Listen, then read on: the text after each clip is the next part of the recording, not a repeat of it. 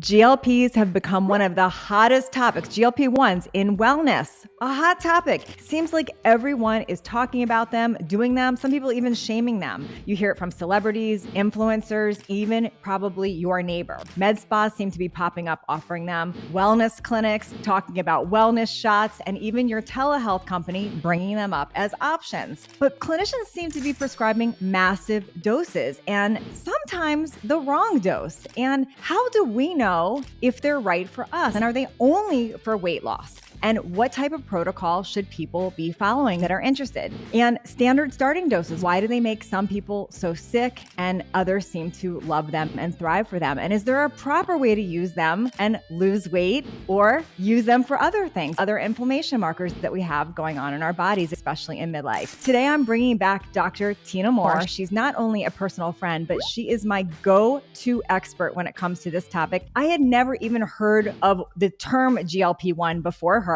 She's the one who created the buzz about how to do it right, the right types of doses, the questions to ask, and how these can be used and should be used kind of outside of the box, not just for weight loss. Thank you so much, Dr. Tyna Moore, for being back here. Yeah, thanks for having me. I'm excited to be here again.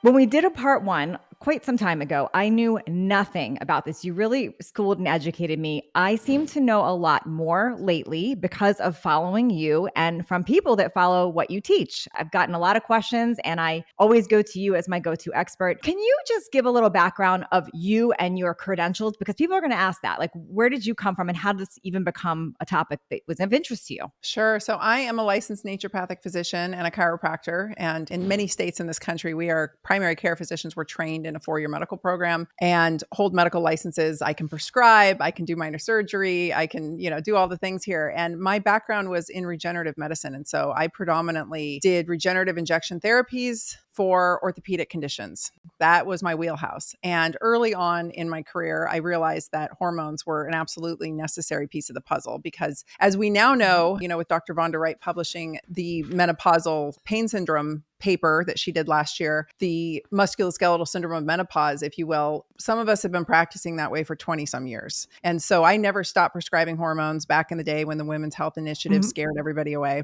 And I know that in midlife, we have a whole certain set of issues that are not the same as a younger woman and not even the same as an older woman. This menopausal phase is a really particular time. Fast forward, we get peptides on board, in the 2000 teens, we start seeing peptides come on the scene. It fits really seamlessly into regenerative medicine practice. We have exosomes, we have stem cells. I had all the things. GLP-1s, I only learned about a few years ago. And what I had known them for were for diabetes. They were not in the conversation for weight loss. They were as a treatment for type 2 diabetes. That was the only way I understood them. And then a few years ago, the weight loss FDA approval happened and the internet seemed to go crazy. So I was like, why is everybody freaking out about this? We've been using they're peptides, actually. They're not just pharmaceutical drugs. They're actually peptides. We've been using these peptides for decades in clinical practice for type 2 diabetes safely and effectively. So what's going on? And I think some of it was pushback from, the last few years and what happened there and people distrusting big pharma more and more. So I got interested because I started seeing the functional medicine space, the online health influencer space, and mainstream media all combine into the same message, which really raised an eyebrow for me. And I think we talked about this last time. I was like, this sounds very propagandized. Why is everybody pitching a fit about this? Started looking into GLP-1 agonists. That's what they are called. We make GLP-1 in our body. These just help it stay in circulation longer. So these are Semaglutide, which is Ozempic or Wegovy, bioidentical to what we make in our own body. It's just been tweaked so that it stays in the body longer. I started looking at what else it did in the body. And as I was researching, I was realizing very quickly that the clickbaity headlines we were hearing all over the internet a few years ago and all over the television were very propagandized. And that, I'm just an insubordinate little libertarian at heart. So I was like, first of all, why is my community and the mainstream community aligning on this message to vilify it? And second of all, why are they not telling any of the other things that I'm finding in like mountains of data, right? And so the first thing I do is I go top down, and I immediately, looked up the data on GLP-1s and neurocognitive function and neuroinflammation and how it is, and found out very quickly that it quells neuroinflammation, it's neuroregenerative, and there were studies happening in the pipeline for Alzheimer's and Parkinson's. And I was like, well, holy smokes. And then I just went top down, right? The second thing I look up is pain, because that's my wheelhouse. Pain is very neurocognitive. So like, what's happening in the central nervous system, what's happening with pain? And in that case, found some really compelling data, and in fact found out that it is protective against muscle, and it is protective against bone, and it is protective to our joints. And I was like, well, this is not at all what we're being told, right?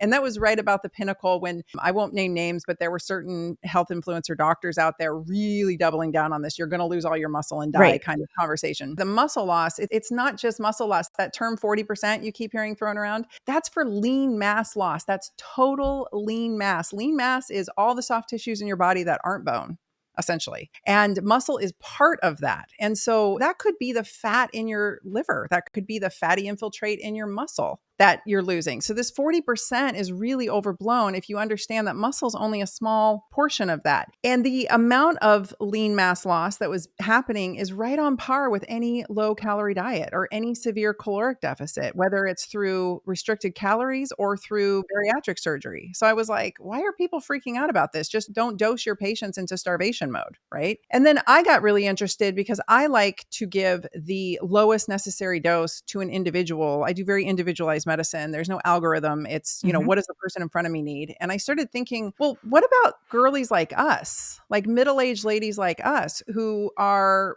smack in the throes of perimenopause, menopause. We're trying to sort out our hormones, which is incredibly difficult because our hormones are doing all over the place. It's much easier when the ovaries go offline completely, because then everything you get is exogenous. That's true. But right now we're like, some months we're good, some months we're not. So the months that we're good and our ovaries are working, we're overdosing on our estrogen cream, So I was just in the middle of all of that hell and experiencing extreme tip to toe pain, extreme brain fog myself. I've seen it a million times with patients. So many women would come into my clinic, women like you who were so lean, beautiful 6-pack abs their whole lives. And then all of a sudden show up in my clinic and they're like, what the heck is this? Like, what is this? Like, what's going on? Yeah. Like this 15 pounds that just came on, and I have not changed anything. And these women are dedicated, just, it's not just willpower. It's just absolute, commitment to tracking every macro. And I mean, hardcore, way more hardcore than I am. And they're gaining the weight. And that is the beginning of insulin resistance. And that's all part of the menopausal syndrome, if you will. It's part of our estrogen leaving our body. It's part of our hormones going sideways. It's not just aging. It's not just metabolism slowing down. It is very intimately tied into what's happening with our hormonal milieu. As your estrogen wanes, you become more insulin resistant. That's just what happens. And so in seeing this in so many clients and then it happening to myself, I'm like, oh God, it's happening to me. And I call it the thickening. It's where you just sort of I probably stole that term from you without knowing it. When you're around a friend that says something a million times, and I say midlife thickening. I give you credit for that. You just thicken up, and part of it's swelling, part of it's your immune system going rogue because your hormones are going rogue. It's all very intricate and interrelated. And no matter how hard I would try with a patient, no matter how hard I was trying with myself, I could not pull the lever to correct it. And it wasn't about weight. I'm really frustrated that this microdosing has taken off as a vanity weight loss tool. That is not ever what I intended. Yes, in a metabolically optimized woman who's on HRT, who's doing all the things, who's really got her shit dialed in and who's metabolically sound, you apply a tiny little bit of GLP-1 and you will often see weight loss happen. But in every other woman, which is by far the large majority of middle-aged women, that is not the case. And so the fact that there's all these telemedicine companies cropping up saying that they're microdosing, saying it's for weight loss, I think it's really unethical. And I'll tell you why as we go through this conversation. But anyway, to me, it was more about the brain. I was like, something in my central nervous system, in my brain, needs the lever pulled. And I likened it to my husband, who's an electrician. I told him, I said, I feel like I need you to go into my brain and like reset the breaker, when the breaker blows. And I feel like GLP-1s will do this based on the mechanism of action and based on what I've studied on them. And he was like, interesting. So I called all my girlfriends up. I called all my doctor friends up. And I said, are you guys using these in tiny little doses? Because I think someone like you or myself, I mean, I could probably tolerate a little bit more because I have more body fat, but in gals like us, I was thinking like the tiniest little bit. And they all said, we are using low doses, but we're using the standard low dose, and we're using in every single case, they were using it for weight loss or appetite suppression. So Wow. maybe they were using it for vanity weight loss, but they were still using the standard low dose. And I thought, that standard low dose would kill me, I think. Yes. I think that would land me in the hospital. And so I decided that I was going to take a fraction of that. And I also applied it to any patient who was willing to work with me on it and who was open to it. And so I had a sprinkling of folks that we tried it out on first wave, just to kind of see. Mm-hmm. And I grabbed folks who had a whole myriad of different types of conditions. And so while I say publicly that I don't practice anymore, it's because I don't accept the general public. I still have a healthy practice. I still consult with clients. And I'm in a very interesting position because I have hundreds of thousands of followers and I hear from a lot of them. And so I've gotten thousands of messages over the past few years since I've been talking about this. So I feel like I'm in a very interesting particular position to understand how this strategy works out, because a lot of people took to the streets and started trying it. Basically, they got their doctors to sign up. A lot of doctors started doing it, and the results have been amazing, right? Just absolutely amazing. And most notably on inflammation, pain, immune system regulation. I mean, that's really the big hitters, cardiovascular protection. But back to the so-called microdosing, I've had several of those same colleagues that I talked to originally come back to me now and say, I don't know why you're saying you pioneered something. We've been doing this for years. And I'm like, no, you've been using the standard low dose and you've been using it for weight loss or for appetite suppression. I am having an entirely different conversation over here. And I'm talking a fraction of the starting dose. And I'm talking about utilizing it for a myriad of other potential positive outcomes. We're not talking treatment, prevention, or cure. We're talking helping to stabilize homeostasis in the body, right? It's a different way of looking at things. I'm not applying a medication to a condition. I'm trying to, and I'm using a lot of other peptides. I'm using hormones. I'm trying to get an individual's homeostasis back to baseline so that their body works optimally. That's the difference. And so that usually just requires a small amount. So that's where we're at. So today I have so many questions for you for the metabolically optimization. Like I want to talk about that. But before I do that, I want to bring up a couple of the questions that I know people are thinking, just for that general audience first. And then we'll kind of dial to that. So I want to talk about the weight loss people first, the people that this is actually like really helping in fat loss and weight loss. And I'm talking the more like clinically obese, or the people that have a lot of weight to lose, that standard methods, nothing was working for them. I want to ask you, how do you feel about that for those people? And why is there so much shame around it in the wellness community? What is that about? That's a big question. I think it's absolutely hands down the most miraculous, innovative intervention I've seen ever in medicine. And I think it could save the world if done right. Yes. I think that folks who are dealing with the disease of obesity, something I didn't appreciate early on that I really appreciate now, that there is in fact a disease of obesity. We do not all have the same engine. I don't know how to get that point across to people. We do not all have the same engine. It's like asking your 1975 Ford to run like your, 2025 E-Class Mercedes. We do not all have the same engine. And that's the best way I can explain it. We do not all have the same brain signaling to the signaling peptide hormones. It's not just GLP-1. There's a whole orchestra of signaling peptide hormones, leptin, ghrelin. There's a whole suite of them, and they work together, and they don't work optimally if we don't have enough GLP-1 in the system. Yeah. We also have proof in studies showing that those who have type 2 diabetes, those who struggle with fatty liver, they have a reduced level of GLP-1 in their bodies. We also have studies showing that when you take lean individuals and obese individuals and you feed them both fat, they both have the same GLP-1 response. It's made in our L cells in our gut, and it's made in our brain. It must be doing something very particular in our brain if it's also being manufactured there. If you feed both of these types of people carbohydrates, the obese group does not have the same amount of GLP-1 secreted from their bodies as the lean individuals. They are functionally GLP-1 deficient, if you will. We also know that, well, I know because in clinical practice, I tested everyone's gut, and 99% of my patients had compromise in their gut. Most people are dealing with some level. I know the gut well. Leaky gut, inflammatory gut, all kinds of issues in the gut. If the L cells are trashed from chronic inflammation over decades, do you think they're making any substantial amount of GLP-1, right? And so Correct. we've got probiotics out there. We've got different supplements out there that help stimulate the L cells. We're trying to get the L cells to kick back on, right? And that got me thinking, what if my decades long inflammatory bowel disease trashed my L cells and I'm functionally deficient? Right. I'm not even sure because we don't have the data yet, but I'm really intrigued about like SNPs, like genomics, single nucleotide polymorphisms that code for GLP-1. I wonder if those are different in individuals. I'm betting they are, right? And I'm wondering how epigenetics plays into this. So there's lots of reasons to understand that it's on a spectrum, right? And so you can have folks who are obese who do not have the disease of obesity, and you can have folks who have the disease of obesity and are not obese. But I do think that there's something there. And I think that folks who are struggling, it's a risk tolerance ratio.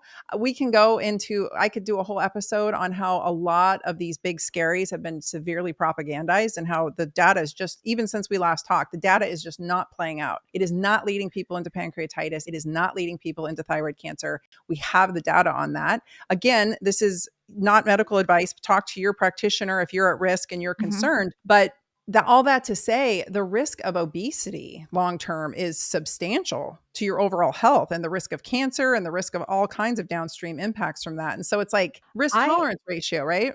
I think just like you about it. I think it's so cutting edge. It's so breakthrough. I think it could change this could change everything when it comes to obesity. People that are in my fat loss programs, if they're doing them, I think more power to them. It's great. It helps them get better results. So I have no issues with it, but I do have a lot of colleagues that are really judgy about it. And they really, it surprises me actually. It's almost like this shame around it. They're fatophobic. What is that? You said fatphobic? I think they're fatophobic. I think they have obesity bias. I can't figure it out any other way. It is so egregiously ignorant at this point with the actual data that we have. And so many of these people I know as well personally, and I listen to them squawk on their Instagram and on their big platforms. And I'm like, are you intentionally ignorant? It surprised me. At first I thought it was maybe they're worried about like competition or something, like it's going to take from them. I don't know. It's so bizarre, but I think more wellness people that I know that are true experts, they are for them. They understand them, but there's a pocket of them that are very vocal about how they're dangerous and bad. And I don't understand that. The research doesn't support that. They have something to sell, I'm guessing. It's interesting too, because those same individuals with these huge platforms that vilify GLP-1s will simultaneously sell you BPC 157 because it comes in an oral capsule that they can sell you as a nutraceutical. And I'm like, oh, that peptide's okay in their book. That one's okay, but this one's not okay. I gotcha. Okay. So for obese, and I'm going to move over to the other side of who I really want to dive into in a minute, but on the obesity topic, when people are obese and need this, and they are an ideal person working with a practitioner, and they're saying they got super sick at first, or is that a case of too high of a dose as well? Typically? I think we really need to consider personalized dosing and understand that not everybody can start at the standard dose that it's offered at. And I think if the manufacturers were to be savvy, they would be a lot more inclusive and open up the opportunity for a lot more people to utilize these comfortably if they were to onboard them potentially at a lower dose. And we now have both manufacturers are offering the vial form instead of just the pen. And so I think there's some opportunity there, but I think any prudent physician will tell you that we want to make our patients as comfortable as possible. And so starting an individual at a dose that they can tolerate. And it's exciting because the Journal of Diabetes just published an article about microdosing GLP-1s. And I was like, what? It was an opinion piece. It wasn't a study. It was an opinion piece by a very well-respected endocrinologist, but they were talking about using it as an onboarding strategy. So not at all what I was trying to discuss, but they are talking about it for the use of diabetes and obesity in terms of, hey, let's consider that we might want to onboard people at a dose that's tolerable and doesn't make them violently ill for weeks on end until they adapt. Eventually they will adapt, but like, why put them through hell? And honestly, I think with any pharmaceutical, that could be the case. I'll share with my own thyroid stuff. Like, having a low thyroid, I don't want the standard dose. I actually get compounded a tiny microdose because sometimes a microdose of things are all that's needed. I was even talking to my cardiologist, who I absolutely love. He, in very rare cases when he will suggest a statin for certain genetic markers. He microdoses the statin. He doesn't have people take it every day. So it's like this could be applied to all types of medication. We don't have to, because how can you say a 300-pound person needs the same prescription as a 120? It just doesn't make sense. It doesn't make sense. And I have found that those who are struggling with obesity definitely usually need a more standard dose. That's why I think it's so unethical that these telemed companies are trying to sell microdosing for weight loss. I think it's so incredibly unethical. Because they need a higher dose. Yes. Every patient I've dealt with, when we last talked, I had only had one patient that had obesity that we'd used it for. And since then I've worked with several and consulted with several. And again, I hear from everybody, like all of you guys are texting me all the time, right? Like there's a lot of people in the community who are on these, or their families are on them. And so I'm like the go-to, and they 99.9% of the time need a more standardized dose. All that to say though, the other part of my strategy is to go really slow and low. So starting out as low as necessary and holding, I think time under tension really matters. The standard way of dosing these for obesity or type 2 diabetes is to ramp them up pretty quickly. And there's some understanding, and I get why they're doing it. There's some understanding that people will acclimate to them quickly. So you got to keep ramping the dose up. But I haven't found that to be true. I found that you can hold for a while. And so I'll give you an example. In most of the individuals that I've worked with who do have obesity and have a significant amount of weight to lose, we get them somewhere in like the middle. At the highest end, we get them somewhere in the middle of the dosing tiers, and we just hold them there. And then all of a sudden the weight starts falling off, especially if they're doing all the things, right? Especially if they're really being compliant with the lifestyle pieces that I think are absolutely non-negotiable. And so, all that to say is we're learning, and I think the medical community is learning, and the studies were done a certain way. And so that's what doctors have to follow as the standard of care, is to follow what the study did. And so the studies ramp people up pretty high. But what we're seeing now, I think that's concerning, whether we see it in the data is irrelevant, because I'm hearing it from people. I know several people in the obesity community, there's like a whole obesity GLP-1 community out there. My friend Dave Knapp, he kind of heads it up. He's like an investigative journalist. And a lot of these folks are stuck at the highest dose and they're regaining their fat, and it's not working anymore because receptors get desensitized, just like anything. Sure. You can get insulin resistance, you can get leptin resistance, you can get hormonal resistance to any of the hormones we're taking, our sex steroid hormones like testosterone, estrogen, progesterone. So I think that there's a real concern there too. So what do they do if that happens, if you get resistant to it? Well, this is why I made my course and, really encourage folks to check it out and encourage doctors to buy it and learn how to deal with. It's a comprehensive strategy. It's literally the way that I've been practicing for 20 years in clinic. I just wrapped it up in a GLP-1 bow. It's really about treating metabolic health. And I think these folks are not necessarily hitting the gym. They might be doing a lot of cardio, but as you know, like that's not the only solution. So, what the foods we're choosing to eat, the way we're choosing to move our body or not, are we optimizing our sleep and respecting it? See, I want other people in the wellness space to really hear what you just said, because just because so GLPs are not a competition. This is like, it's a work together. Like to me, I'm like, well, people that are on GLPs for weight loss, they really need to understand how to train, how to eat right, how to do their protein, all of this stuff. It becomes even more important, because just trying to crush, if you think it's just going to crush your appetite and that's it, and you're just going to lose weight, there's a whole host of other things that can come up. Can I talk about the big scaries for a minute? Because you said that there's nothing really supporting these big scaries. And the three that we keep hearing is basically your pancreas is going to explode. Like,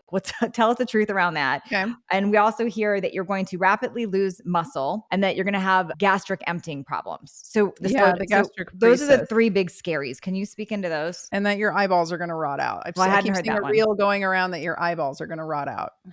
Okay. Let's talk about it. So I do think biliary issues are a real concern, because this does slow down gastric motility. So it's going to slow everything down, and your gallbladder and your pancreas and your gut are like BFFs, right? They all work together.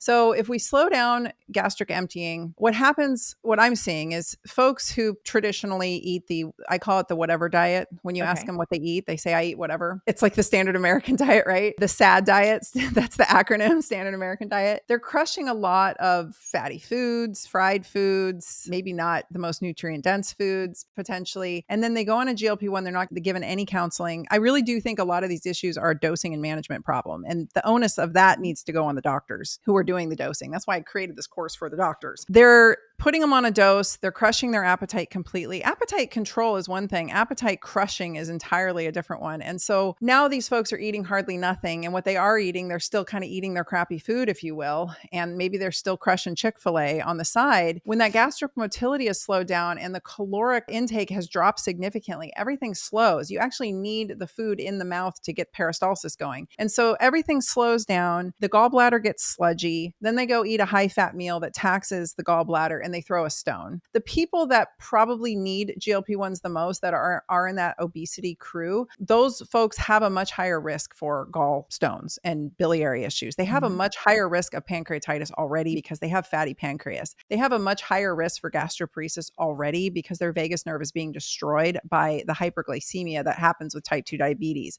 And so the people most at risk for these conditions are already at high risk, and they're the ones most likely utilizing these peptides. So we have to consider that first and foremost. When we slow down all that gastric motility, they're not eating anything. Their gall bile gets sludged up. They throw a stone into the pancreas. That is the number one reason for pancreatitis, is a stone being thrown. It's not like the pancreas just melts. It's because it got a stone thrown at it. So if you're still like eating fiber and going to the bathroom regularly, then this would not necessarily be a thing. Is that, if I'm hearing you correctly? Well, if you have a history of biliary issues, work closely with your clinician. And I think this is why we don't go to med spas. This is why we don't do telemed. This is why we go to a doctor who knows what they're doing, because I think the clinicians, or find a good reputable telemedicine company, but the doctors that are respectable are going to hand hold their patients, right? They're going to just do this very carefully. And I consult with several people by referral only, and she gets all of her medications from her specific clinicians, right? I'm not prescribing anything. And her GI doc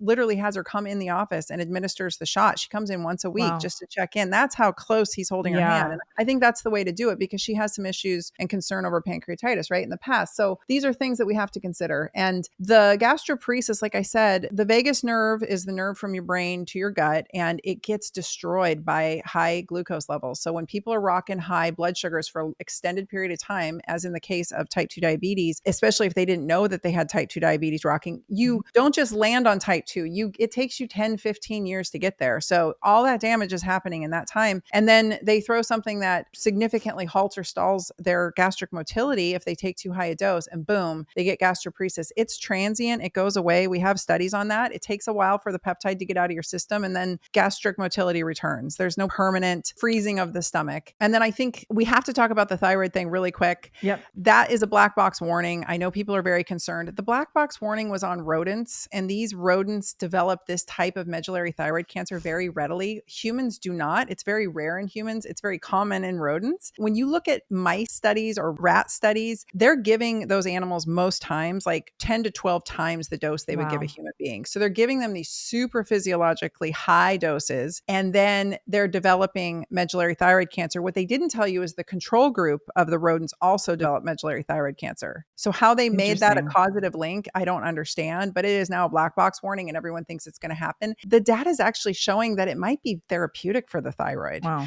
That said, if you have a history of thyroid cancer, family history, personal history, obviously risk tolerance, again, talk to your clinician, make sure this is right for you. I'm not giving medical advice. I'm not telling you don't worry about it at all. But the things that I do worry about would be the gallstones. So I'm really I'm a naturopath. I start with the gut first. I'm really hyper aware that people are having good, healthy gastric motility, good, healthy digestive support. We get the enzymes on board. We get the ox bile on board. I'd imagine TIDCA, things like that. Yes, we make sure everything's going before we start the GLP-1 or concurrently. I'm hyper fixated on that. And I really want them pooping every day. I want things moving. And so I think that's the big one. I think the muscle loss piece, like I said, I think we already hit that. It's right on par with any heavily calorically restricted diet or bariatric surgery. Just don't starve your patients with I think when people are talking about like hair loss and muscle, like they're literally not eating. Like they're malnourished at this point. That's too high. I think that's part of it. I will say, even at tiny doses, I've seen GLP-1s, they tend to unmask hormonal issues. So if you have an underlying hypothyroid issue, which I would say I will die on this hill. I think every woman over 40 should be on some dose of thyroid medication, period. It's a longevity and protective tool. Like being subclinically hypothyroid increases your risk for Yeah, I'm on a compounded T3.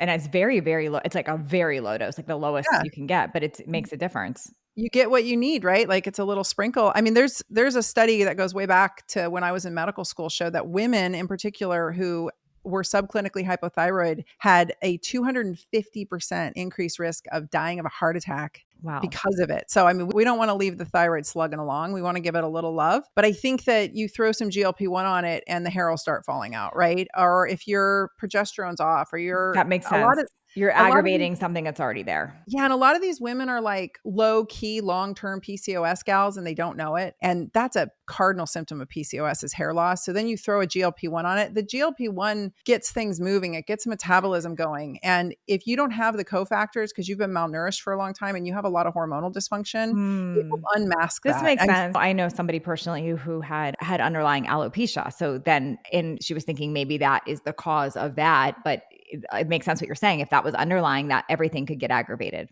I think it does. I think that's why I'm such a proponent. That's why in my course, I double down on hormone replacement therapy and making sure that all these things are addressed. And I lay it out in a hierarchy of like, what's first, what's second, what's third. We always support the adrenals. We always support the thyroid. And then we go up the hormone hill because just one of those being off can not only that, but it'll make the GLP-1 not work as well. There's a whole group of people who have messaged me, a lot of people. There's a whole subset of people where these don't work at all. It doesn't matter what dose they take. They get no benefit whatsoever. They lose no weight or the needle doesn't move for them. And 9 times out of 10, I say, are you strength training? Are you on HRT? And they say no.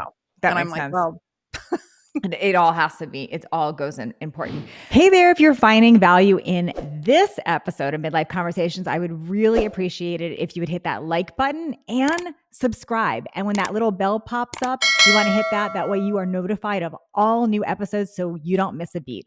Also, you subscribing and liking helps others find this content. And this allows me to keep growing, keep getting amazing new guests for you, and to keep sharing. I want to talk about toxic load for a minute and inflammation. And then I want to move sort of into that metabolically optimized as woman. And I think you and I kind of bonded over pain and inflammation and autoimmune and all the things. Like, I feel like I've got this long list of crap that I've dealt with in my life. So I've chased that. And to me, toxic load is like, there's a lot of things in the world that are toxic, but as we get older, things start compounding. So your hair color, your products, it's just everywhere. Like it just starts compounding. And for me, my ruptured breast implant kind of tipped everything over. So I firsthand experienced what toxic load can do to my body. I don't believe it was just the implant. I believe there's a whole bunch of toxic load and then that rupture kind of tipped things over.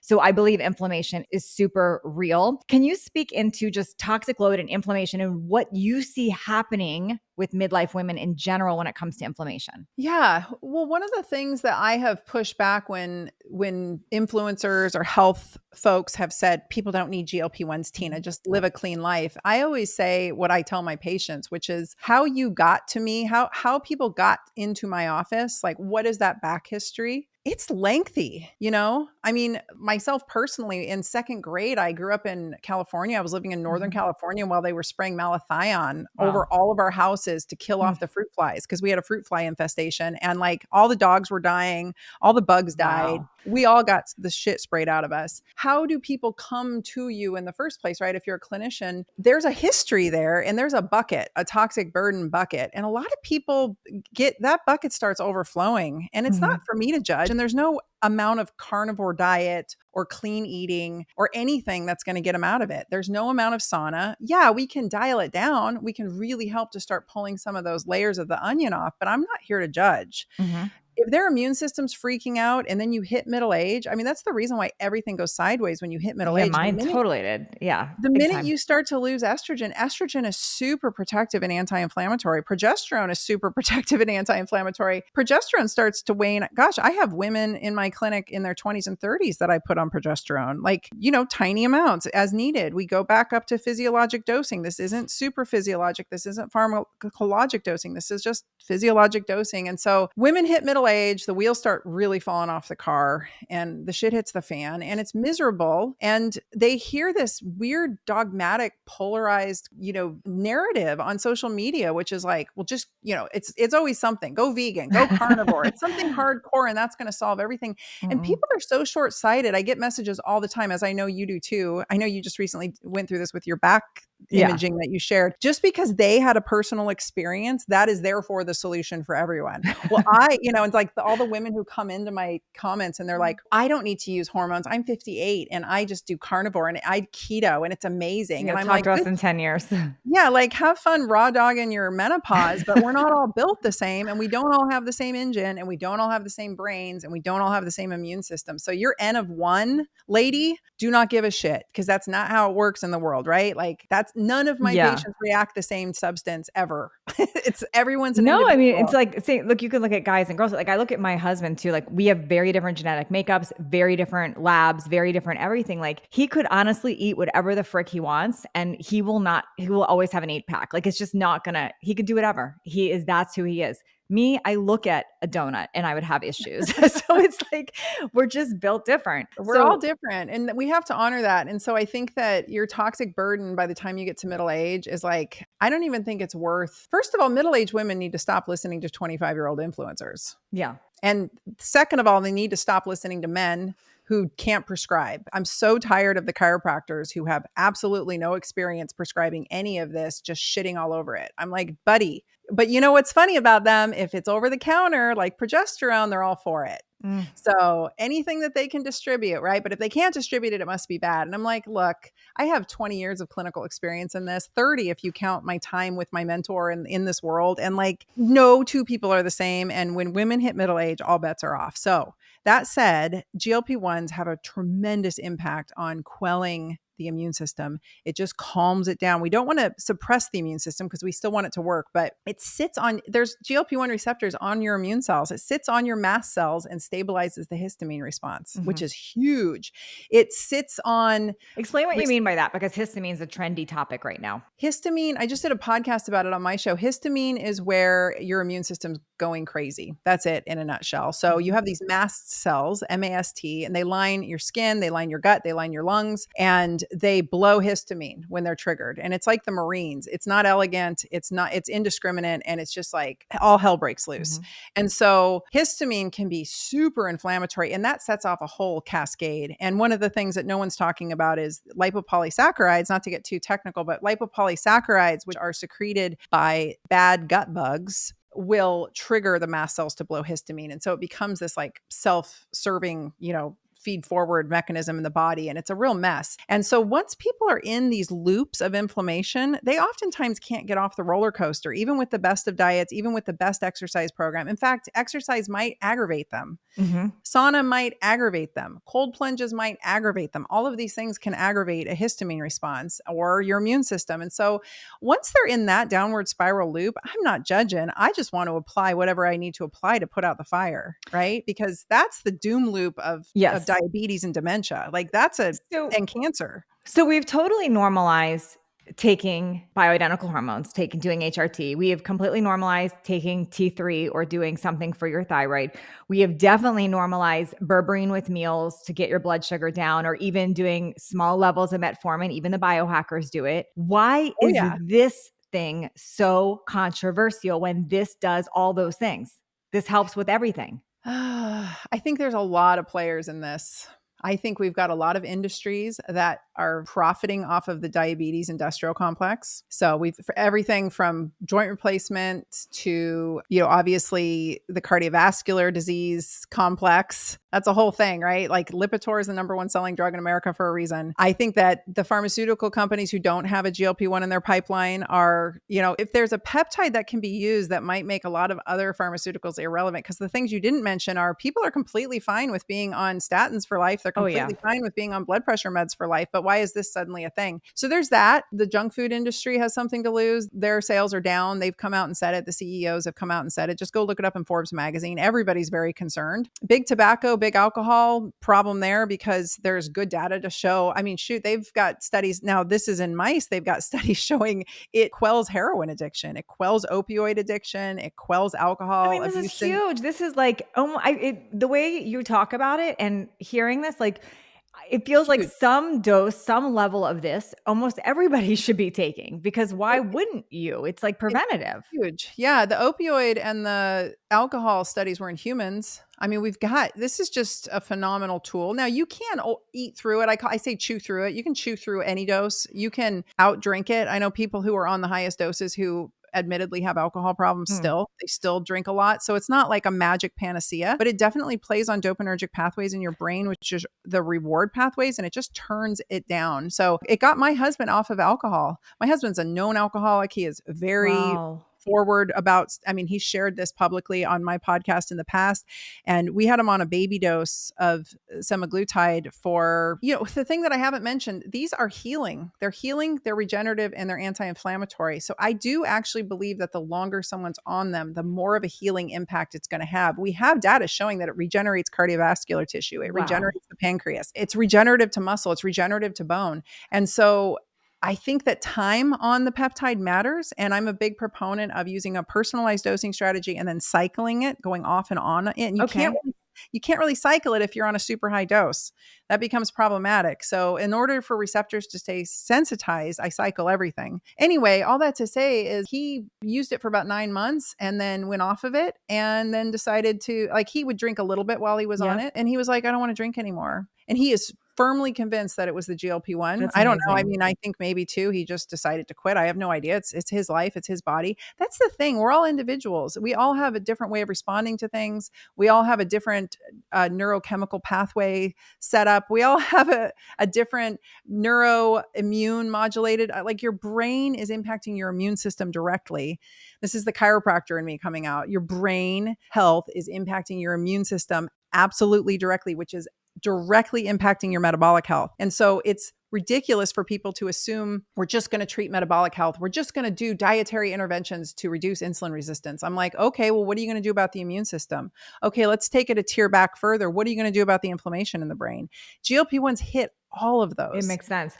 Okay. That's why I'm so excited about them. Do you remember, and maybe everyone listening has not heard this, but LDN got real popular for a while, low dose naltrexone, for the intention was to hit inflammation. And everyone was trying it. It was like this big buzz, but it never really took off. What do you know about that in comparison? Was LDN just hitting one? Like, what was that? Low dose naltrexone. So I've been using that since 2008. Huge fan, like dispensed a lot of it in my clinic, have been taking it myself. I cycle it in 90-day increments. I think that's key to keep the receptor sensitized. That works completely differently. So you have opioid receptors on your cells, and naltrexone binds those.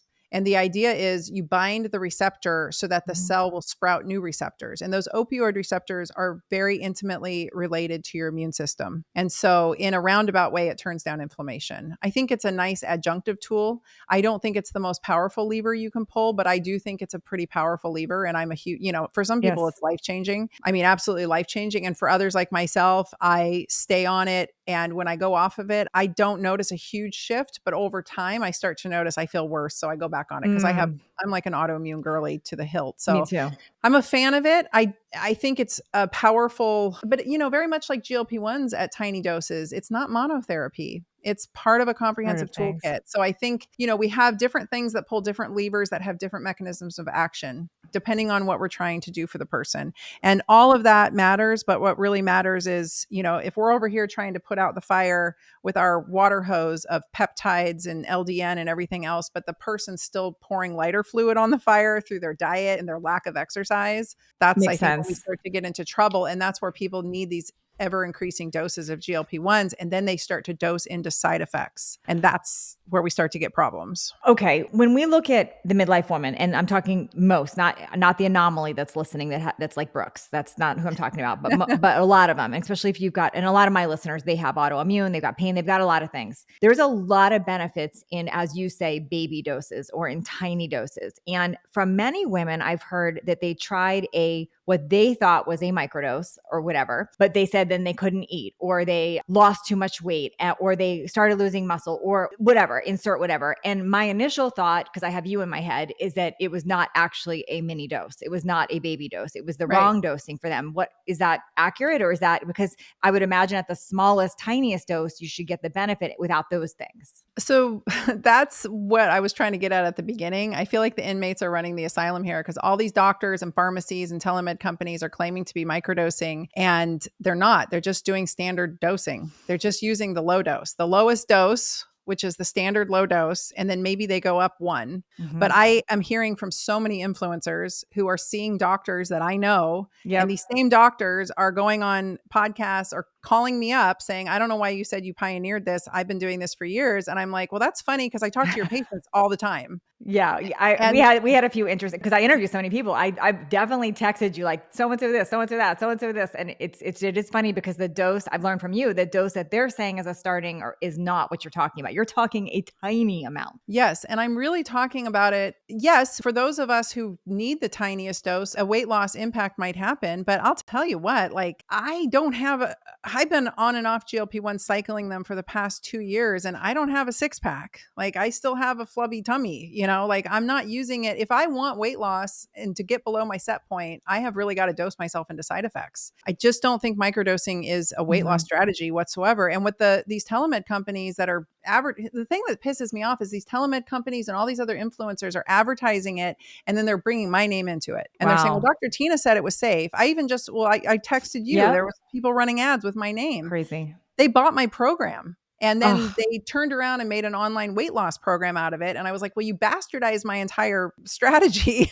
And then you put my name on your ads. It's crazy to me. But anyway, and then they asked if they could come on my podcast, which I thought and now there's even a network marketing company I heard that's, I don't know anything good or bad about it, but there is literally a network marketing company. So I've seen a ton of influencers talking about how they're doing small doses, or they're saying microdosing, but they have a way to sell it, which to me, I don't know anything about that company or not, but to me, I'm already concerned because then you don't have a doctor that's kind of working with you and overseeing and customizing to you. So I have a lot of questions about that. Well, in a small, I always say a little bit too much can be a lot too much. Just the tiny, and you, I think, experience this. And these are the people who are calling me saying, I am sick on my couch, puking my guts out for 2 weeks. I lost a ton of weight, but I'm on a microdose. And I'm like, what's your dose? I always ask, what's your dose? And like I said, I have hundreds of thousands of followers who message me. And every time I get that message and I see it, I ask them, what's their dose? And inevitably, it's just the standard starting dose. Yeah. So when I first interviewed Tina, I was like, I got to try a microdose. I've got to try the tiniest amount. And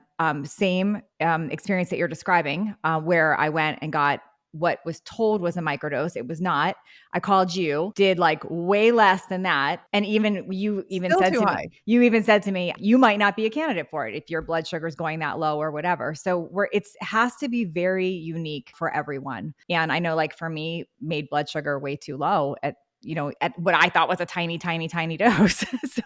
So it is very customizable. You have to really understand this. And I talk about this strategy inside my course. I have a whole module on dosing, and it's people have to understand the whole strategy so that they therefore can have an educated conversation with their doctors about what appropriate dose. And that, I think, is the most important part, is if you can empower people with education, then they can have conversations that are educated with their practitioners, and then their practitioners learn something. I learn things from my patients all the time. And I'm so grateful for it when they bring me new information, because as long as they're not doing it in a combative way, it's like, hey, let's work together on this. This is cool. I hadn't heard of this. And so that's what I'm trying to get out there, is I just want more doctors to understand how to do this right. And the course is for clinicians, but I let the public in because the public's really well educated right now, and they deserve, who am I to gatekeep and say, no, you guys can't have this level of education? Like, why not just open it to everyone? And that's what I was going to make 2 different courses. And I was like, screw it. That's too much work. And most doctors don't understand metabolic health well enough to not have this information at the level it's at. And most of our followers are so savvy and well-educated that they deserve to have a more clinical conversation, right? And so is there any difference to you between, and I know this is probably stuff in your course too, but is there a difference to you between, because I watch people positioning it different, like Ozempic or Semaglutide and then tirzepatide, and now there's another one people are talking about, rituatide. Is that what it's called? Retatrutide. Let's talk about those, because I have some thoughts. Okay. What's your question though? I want to know what's the difference, one, and then what I'm seeing is biohackers talking about that final one as if it's like some superior. and they're saying it's a GLP-3. I'm confused. I don't understand what that means. I'll tell you. Well, I have some thoughts. I think the biohackers, most of those guys get an affiliate cut when they sell what we call the gray market. You can buy peptides online in many cases without a doctor's prescription, and you never know what you're getting. And I just talked to a pharmacist the other day, a compounding pharmacist, and he's like, the thing about those is that they sell you a certificate of analysis to tell you if it's like 98% pure or 99% pure. But what you don't know is it heat stable? How long will it stay shelf stable once you reconstitute it? There's a lot of variables here. And I wholeheartedly go for the prescription version anytime I can versus the gray market. Okay. Straight up, just because. And if it's even 1% off with something in there, like what if there's an extra peptide on there? Right. Or I'm sorry, an amino acid, right? Like in that, because a peptide is just a chain of amino acids, and really a group of peptides is a protein. That's as simple as it gets. And so I just think there's variation there, and it concerns me a little. Anyway, that said, retatrutide is the thing that they know they're going to be able to sell, because there's a huge lawsuit going on right now between big pharma and the compounding pharmacies. And some people may have heard about that. And so because of that, the research companies are getting cease and desist letters to take their semaglutide and tirzepatide off their website. So retatrutide at the end of the day is going to be the only thing these folks can sell. So it's a marketing thing. It's always a marketing thing. Yeah, it's always a market. I'm selling no peptides. I'm not taking any patients. I sell education. Yeah. That's what I'm trying to get at. Okay, this is interesting because it's confusing for people. We're hearing it's like, of course, that makes sense. Well, let's talk about it though, because every benefit I just shared with you over the past hour is about GLP-1s specifically. Tirzepatide is a dual agonist. It's got GLP-1 agonism and it's got GIP. GIP doesn't do what GLP-1 does. And so it's a 5-to-1 ratio. You've got less GLP-1 in there and more GIP agonism. And so for folks who... Tirzepatide, you're saying. Wait, tirzepatide. Okay. And so for folks who get all of these wonderful anti-inflammatory benefits, the desire to not drink as much, the clearing of this acne, the joint pain resolution, all of these wonderful things they're getting on a GLP-1, which is semaglutide's all GLP-1. Okay. And then they go on tirzepatide and they don't get all of those benefits. It's because there's not enough GLP-1 in there for them.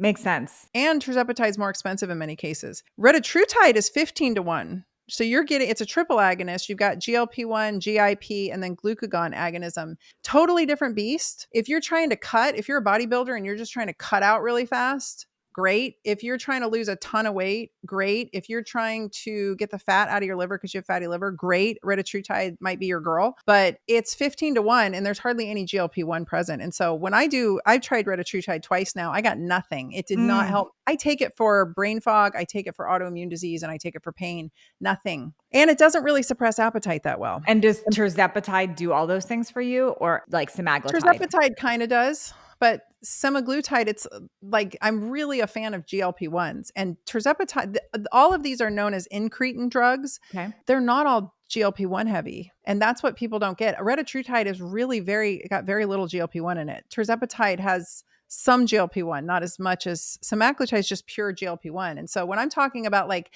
giving it to patients with mast cell activation syndrome to stabilize their mast cells, I'm talking about semaglutide. I'm not talking about tirzepatide. And I think that's a distinction that people do not understand. And so I'm over here talking about microdosing GLP-1s for a myriad of health conditions. And the bro science guys are over here talking about microdosing retatrutide, and their strategy of microdosing is very different than mine. Some of these folks are saying just take the same standard dose, but break it into tiny little increments every few days. I mean, it's like all over. It's like the inmates are running the asylum here, but they're talking about retatrutide. And I'm like, you clearly do not even get what I'm saying, because I'm having a different conversation. You're having a very conversation. You're saying, let's take the actual GLP-1 and let's break that into a very, very small, the minimal dose that you can do to start tackling these things. Yes. That's what I'm hearing you say. Yeah. What's the rumor about they're going to be illegal and you can't buy them and compounding labs can't sell them? Is that true? No, not entirely. So back with the Obama administration, there was the advent of the 503B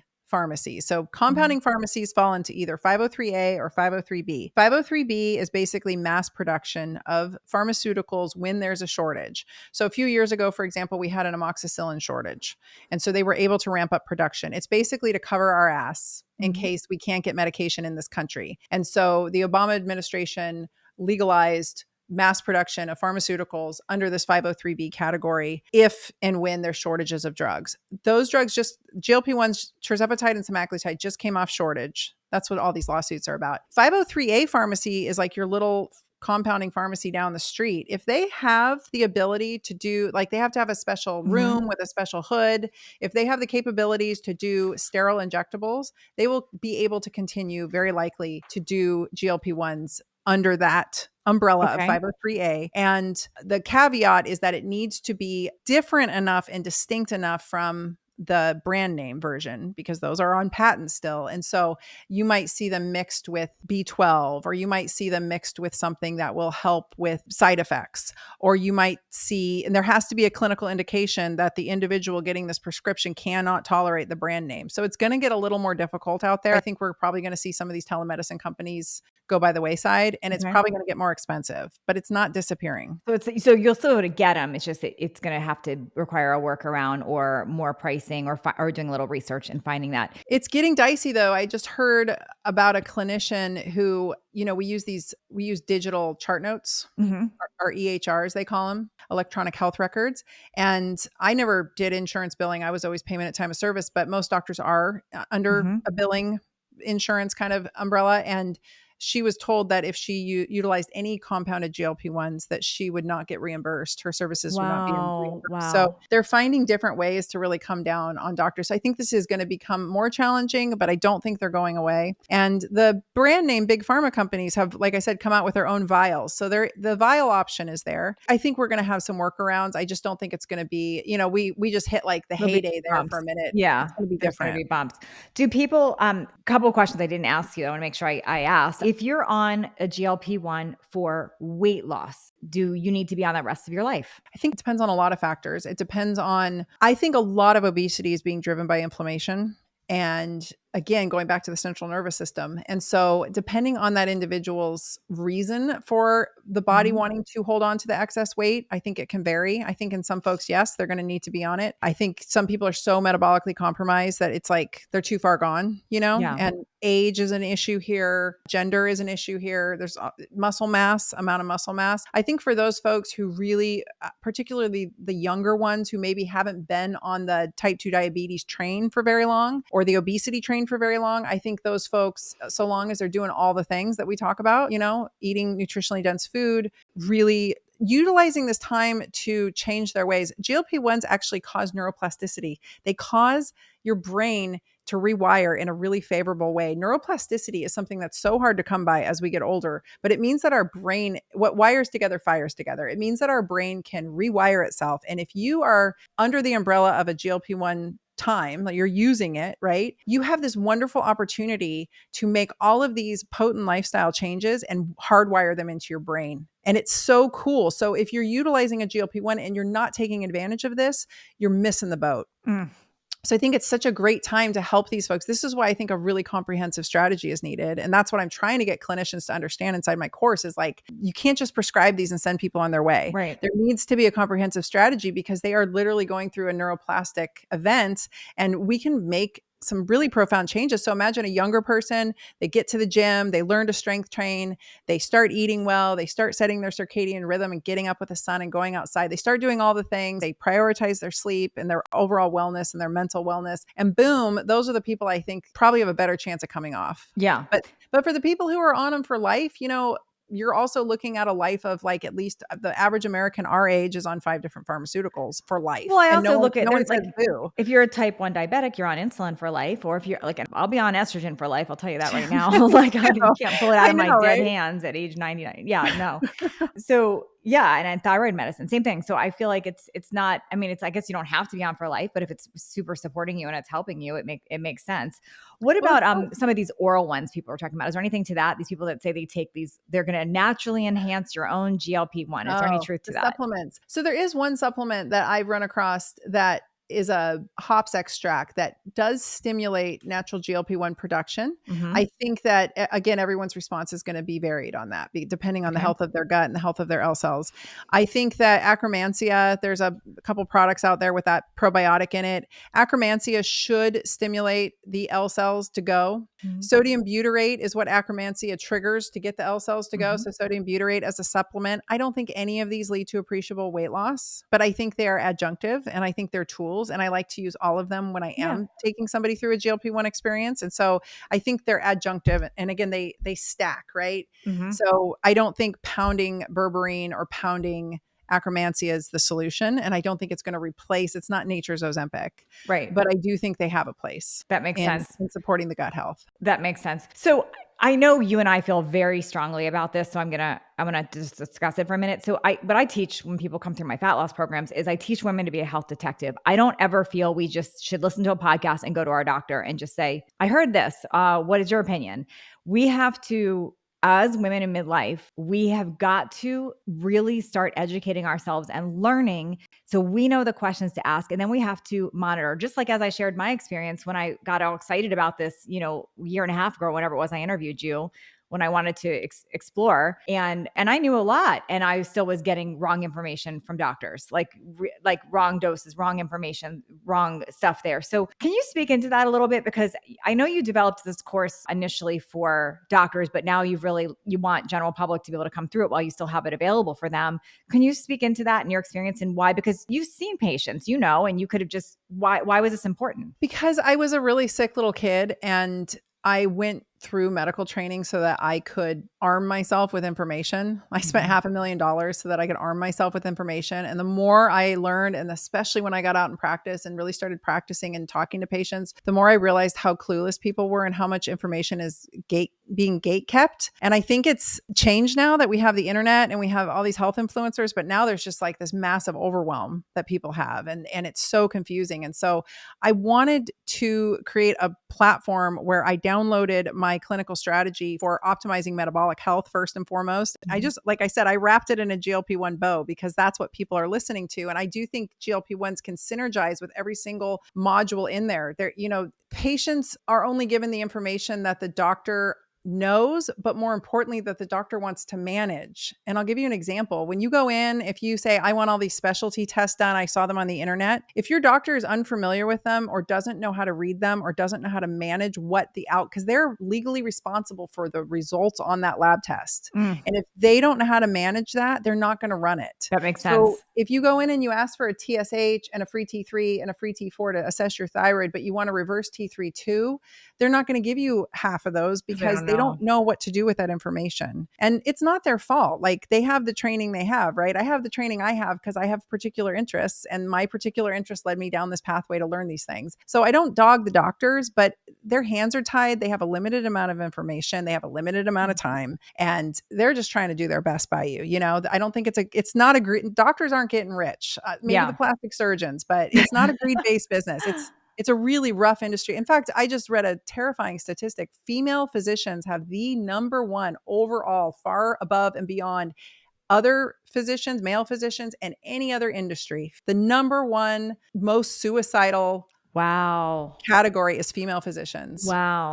They're hitting burnout and they're ending their lives. So it's a rough, and I think that patients are now they're fed up and they want better answers and they come in and sometimes they're very demanding and it's like expecting an electrician to do your plumbing, right? Like you can't ask your electrician to fix your plumbing too. They don't fix everything in the house, right? So I think we just have to understand that it's the onus of responsibility to educate ourselves is on us. Yeah, I think the more education we can provide, like your podcast, my podcast, that's why I have it. I'm literally, my podcast, my agenda is to download my brain into the internet before I die so that this information doesn't leave the planet with me. And that's what I built I spent a year building that course out because I wanted it to be so comprehensive and the feedback's been amazing. I'm getting feedback from clinicians who are like, this is exactly what I needed to implement these strategies in my clinic. And I'm getting feedback from the general public saying, I almost took it away from the general public and I got all this pushback from students in there. They were like, don't take it away from the general public, because one lady said, finally, after all of these years, she said, I've gone to like 7 different functional medicine doctors. I've spent tens of thousands of dollars. I bought all the books. I listened to all the influencers. You finally put it all together in one place. It makes sense. So like good. Finally, it makes sense, right? So you are the original person that was truly teaching and talking about this. So I feel like everyone should learn this from you, because otherwise we're hearing like trickles, or we're hearing what got trendy, and we're hearing little sound bits. Well, I'm going to put all this in the show notes, whether you're watching this on YouTube or listening on my podcast. If you go to, and I'll have this in the show notes, but if you go to midlifeconversations.com/GLP-1, that takes you to a really extensive 4-part video series she did that's free, literally, to go deeper on these topics. So there's that. But if you're like, I don't even want that, I want in your course, and you want to do that right now, if you go to midlifeconversations.com/GLP-1 training, so GLP-1 training, that will link directly to how you can get her course. And then you can add, she's giving a generous discount for listeners. If you put, she said she'd have a coupon box, you put Natalie Jill, one word, that'll take off a significant amount of that course, since you're a listener here. But this is phenomenal. Just like I would advise on when you're learning about hormones, I always tell people, you've got to learn yourself. You've got to go deeper. Thyroid, you've got to learn deeper. Gut, you've got to learn deeper. And people are like, is it ever going to stop? No, we have to keep learning. We have to be our own detective, our own health detective. We cannot rely on just our 1 5-minute doctor's appointment. We also cannot we can't expect our doctors to know everything about all topics. We have to learn it, ask the right questions, and become educated ourselves. I know some of you don't want to hear that, but if you're not doing well, you've got to figure this out.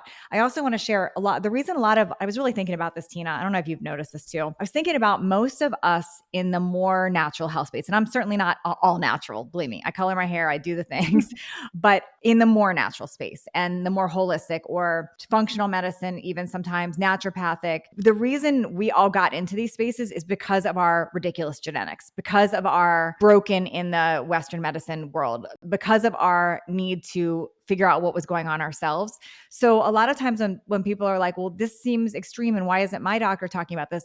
Your doctor might not have walked through all this stuff. And sometimes I think it's good to learn from those people that did, because if you've walked through autoimmunes, you've walked through pain, a lot of people have had to self-teach and self-learn. And that's why they're so adamant about giving this back and also sharing. And so I love learning from those people. There's nobody that I've partnered with or really have referred to programs that hasn't walked through this stuff themselves.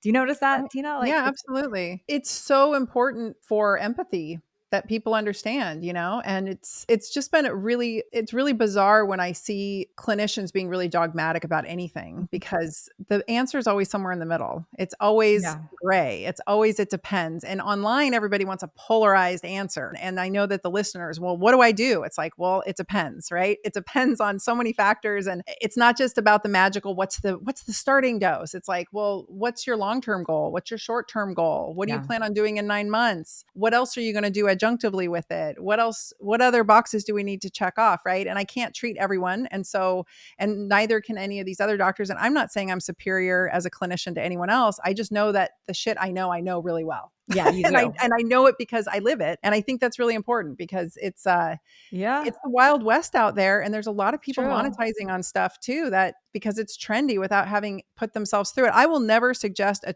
treatment for someone unless I've actually undergone it. Yeah. I will put myself through it as a guinea pig. I try everything. There's nothing I won't try. I'm like, I will try before every supplement I try, everything. I try everything first. I want to know. And, I really watched this conversation, my gosh, I'm about to have my 13th surgery, which is really embarrassing in itself. And when I knew I needed to have my disc replacement, first person I texted was our mutual friend, Shalene. And I said, I don't even know if I want to share this because I'm so embarrassed. And then she's like, yeah, I could basically give you a day. You're going to share it. I don't know how to not share things, but it's real. And yeah, I do have 2 autoimmune. I do have ruptured disc in my back. I do have things that have happened. I did have a ruptured implant. I have all that. And I share it all because I'm not going to be a victim to it. And I want people to learn from what I'm navigating. And I do think a lot of people close off being in tune with their body, or they feel dismissed by a doctor. So they just give up, and that I don't want that for people. I want you to keep digging. If your car was making a noise or not working correctly, you would get it fixed or get a new car, right? You wouldn't just ignore it. We can't just ignore our bodies. When I was having my blood sugar dysregulation, my gosh, Tina, I I don't think I really knew you then when I was first navigating that.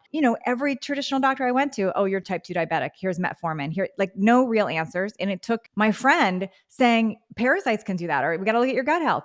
And then it took me finding out how to rupture an implant. It had to be a detective myself. So you got to dig. So I highly recommend watch her 4-part series, even if you're not going to do her course. I want you to at least see it and get the additional information. So midlifeconversations.com/GLP1. If you do want her course, midlifeconversations.com/GLP1 training.